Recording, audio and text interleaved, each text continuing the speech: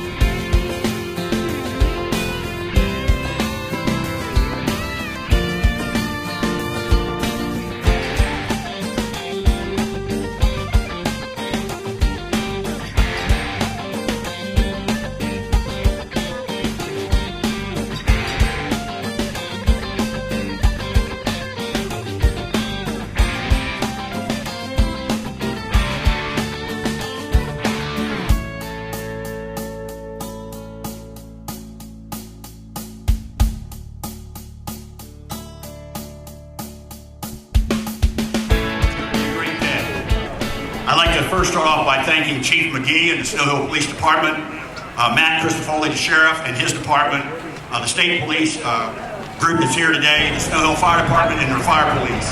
Also, I want to thank our Public Works Department. If you see a light green shirt on an individual today, chances are they're Public Works people, and they've worked all week to make sure this event goes off. I also want to thank the many volunteers who have tirelessly worked all year to make sure this day goes off. And of course, we have to thank the Payne family, because this is their baby and they do an excellent job. And this is like the 23rd event, I think. Out in the audience somewhere are council people, Councilperson Walsh, Councilperson Simpson, and Councilperson Fletcher. Former Mayor Steve Matthews is about taking pictures, so when you see him, smile real hardly. And our town manager, Rick Pilot, is in front of the first combine here. There are other dignitaries in the audience, and they will be introduced as the program proceeds. As for me, I want to wish you the very best today. Enjoy this day, and thank you for coming to Snow Hill. Thank you. Thank you, everyone. I just going to keep it real brief. I just want to thank everybody for coming down here to Snow Hill and to enjoying Worcester County. If you're new to the scene, mingle around with some of these farmers. They can give you a lot of information on what they do, how these machines work, and just the overall work that it takes to be a farmer. We have this perfect weather today, and I just want to welcome everyone down here to Worcester County, to Snow Hill, and don't be afraid to explore the rest of the county also. And we've got a lot of stuff that goes on everywhere from Aztec Island to we've got the iron furnace out here head west of here. We've got state park, beautiful state parks. You could stay here for a month and still not see it all. But thank you all for coming, and have a good day today. Please welcome Congressman Harris. Thank you very, very much, everybody. Listen, God's smiling on the farmers because we got much better weather today than yesterday, don't we? That would have been a shame. Look, to those of you who live on Maryland's Eastern Shore, it's been a pleasure to represent you in Congress. To those of you who are visiting Maryland's Eastern Shore, stay a while, spend a little money before you go back home. Help our economy.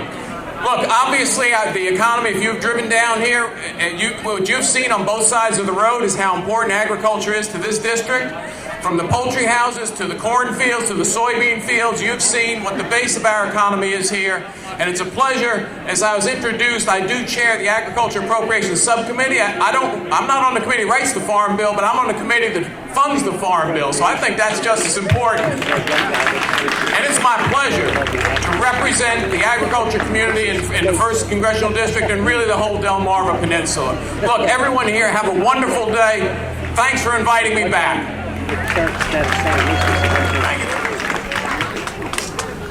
Good morning.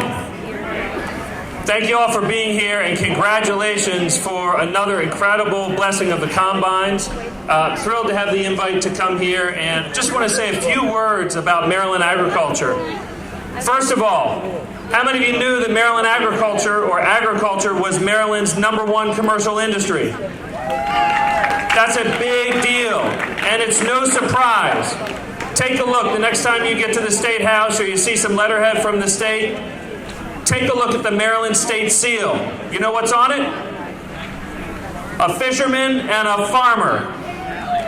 There should be no surprise to anybody in Maryland, any elected official in Maryland, that farming is not just the past, but farming is the future in Maryland.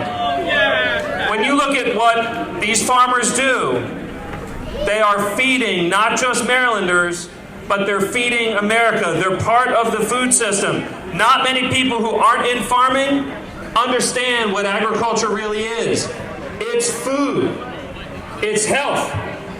It's keeping people out of trouble, keeping them well fed. When you look at what happened over the last few years, we had a pandemic. Glad we're out of it. During that pandemic, it was hard to find food and toilet paper. But food was more expensive. And so this administration and my goal is to lean into agriculture so that the next time something happens, we have more of the food grown here. So I'm looking forward to your support, the whole community's support, and not just your support, the support from others around the state to make sure that we can continue to protect farming, to preserve farming, and that's all great.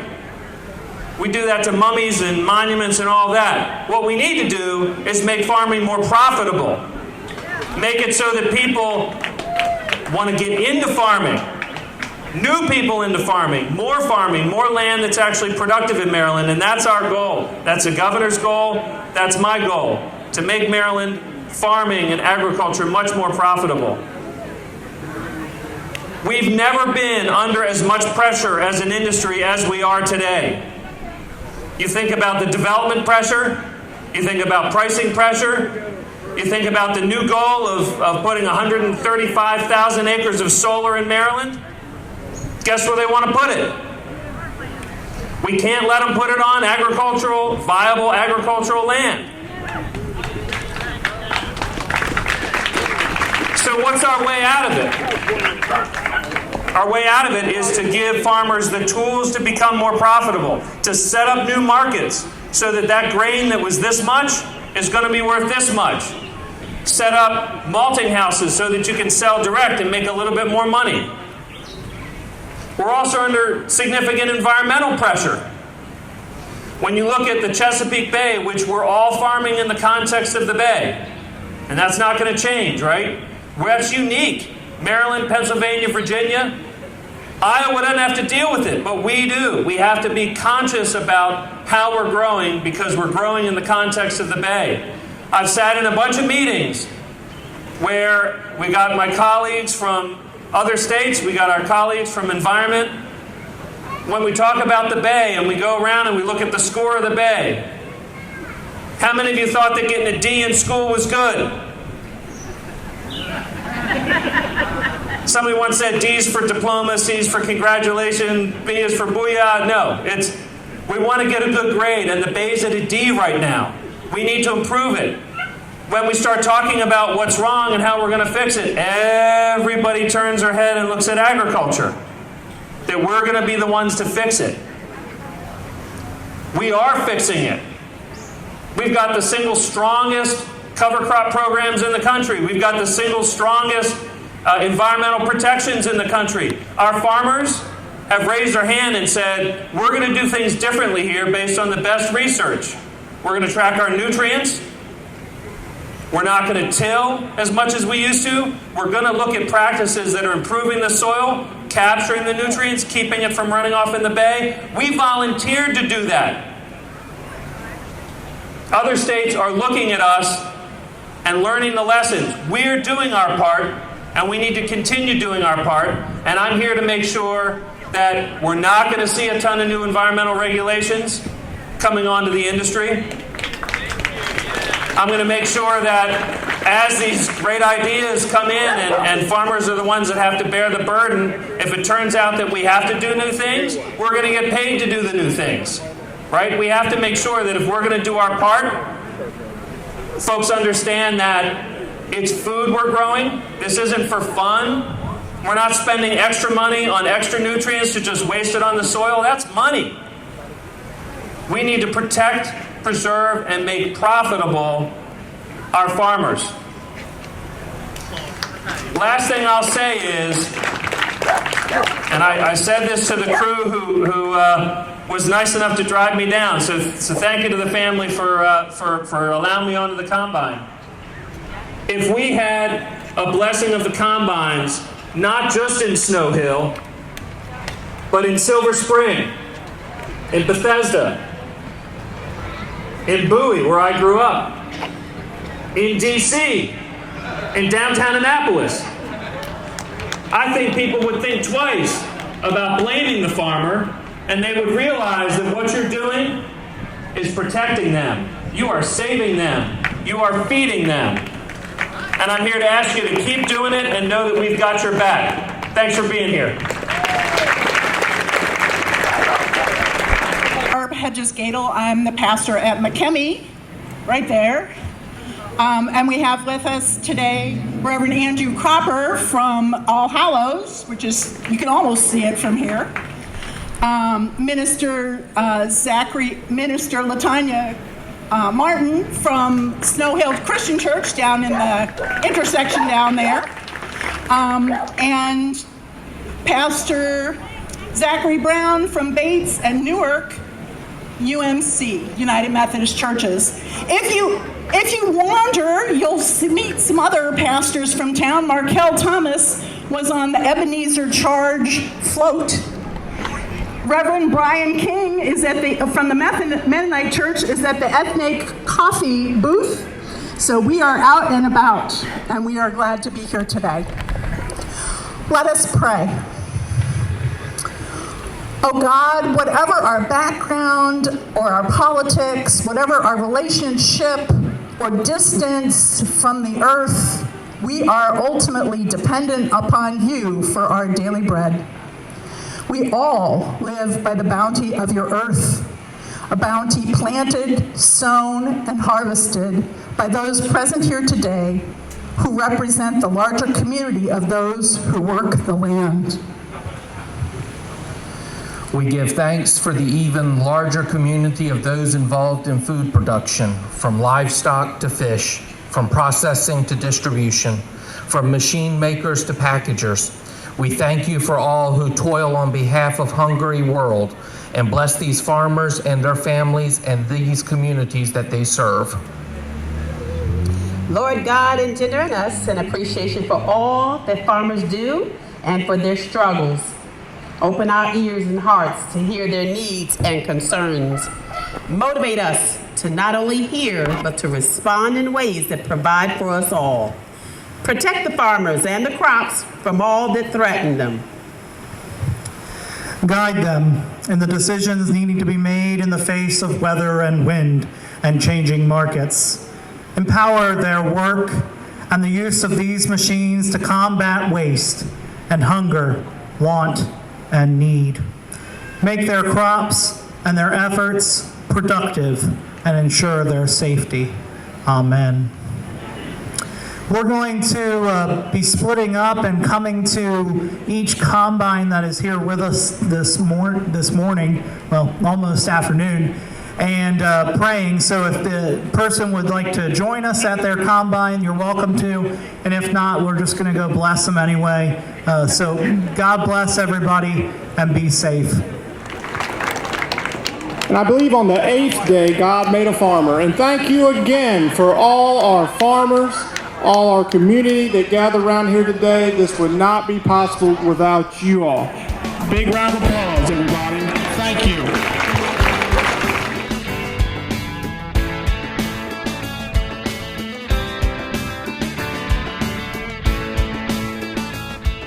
Hello everyone, my name is Karen Vetterson. I'm the Area Extension Director with University of Maryland Extension.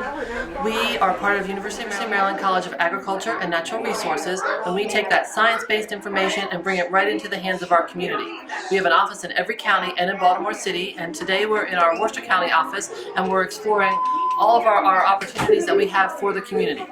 We are here to help communities grow and thrive. We have programs in agriculture science, we have programs in 4-H youth development, nutrition education, financial literacy education, water quality and environmental science, and master gardeners, and many, many more. Agriculture is our backbone here on the Lower Shore, and we provide agriculture education to our community, taking that science right from College Park campus into the hands of our community. University of Maryland Eastern Shore is our sister university, and we partner well to bring that education, again, to our community. One of the things that we do is agriculture science, and with our youth we also work with a lot of ruminants. So we have here a sheep anatomy live program, so that when we teach sheep education, we can show our folks exactly what's going on within the animal and give them best practices on how to care for their animal. For active backyard farming program, and poultry is huge here on the shore, both commercially as well as in our backyard opportunities. So we offer classes in both. So we have regular classes on backyard farming, how to do best practices, as well as how to take care of our commercial flocks. You'll see the anatomy of the rooster. You'll see how the embryo goes from being fertilized all the way to hatching a chicken. We use some of these handheld devices and props in our classrooms. We are very active in the school program, so we do embryology in our Worcester County school programs, as well as some of our other programs around the region, and children learn, where do the chickens come from? We get a lot of interest through the school programs, both after school programs and in the classroom, where we support MSD standards and help augment some of the things that they are learning in our Worcester County schools and in our other schools around the region. This is a mammal display. We bring these things into the classroom and kids get to touch them, understand what mammals are, how they grow, and this is a great opportunity to strengthen what the classroom teachers are providing and increase the educational value in the classroom. University of Maryland Extension is responsible for our SNAP-Ed education program, and we go into the classrooms and provide nutrition education. We provide meal planning, recipe cards. We bring food into the classroom so that folks can taste the actual food and then go home and say, wow, I tried an avocado today, or I tried a peach. And we're in the classrooms every month, and we send a lot of take-homes with that. And we want to make sure that it's a holistic family approach, so what the youth are learning in the classrooms, they get to understand and take home to their families at home. So 4-H youth development is a very strong part of our program. Our youth are able to come in as clover buds between ages 5 and 7. We also have our traditional 4-H programs for 8 to 18. And if you have an interest, we likely have a program in it. We have everything from animal science to robotics, and we are very active in the school programs. We have Barb Bargy as our faculty member here in our Worcester County offices, and she goes into the classroom so folks can get a taste of 4-H. and we have all kinds of short-term programs, long-term programs, and 4-H motto is making the best better, and giving youth an opportunity to explore 4-H, let them learn how to be leaders, takes them far, far through their whole entire life. One of our important programs is our financial literacy programs. Our financial educators go into the classrooms, go into communities, young and old, to learn how to manage a budget, how to stretch your dollars, how to make them grow, and we offer financial wellness programs so people can understand, how saving a little takes you far in life. Cooperative Extension is a national program, and we've been around over 100 years. Here in Worcester County, we've had a very active program to, again, help our community thrive in areas of agriculture, canning, 4-H youth development, and many, many other programs. You can see from our display here, we have a lot of historical perspective of how we reached the community back in the day. And we're very nimble, we've changed with the times, so whatever our community needs are now, we're addressing those needs, those emerging needs as they come, so that we can support our community. One of our 4-H youth development clubs handles animal management. This is a life-saving dog, so our youth get to practice and understand how we can save our furry friends. We offer programs, from beginning to end with those who have dog interest. If there's any classes that folks want to learn about in 4-H, we're going to have a program on it. This has been a very popular program, and our youth get to have a hands-on approach, which is part of the 4-H way. University of Maryland Extension has a number of programs, and we have offices in every county and in Baltimore City. This is a sampling of the programs that we have, but these programs are offered all across the state. If you have any kind of interest in this, reach out to your Extension office and they'll be glad to help you join in. University of Maryland Extension, our website is www.extension.umd.edu. We have a webpage for every county. If you have an interest in joining Extension, please reach out and contact your office. Thank you.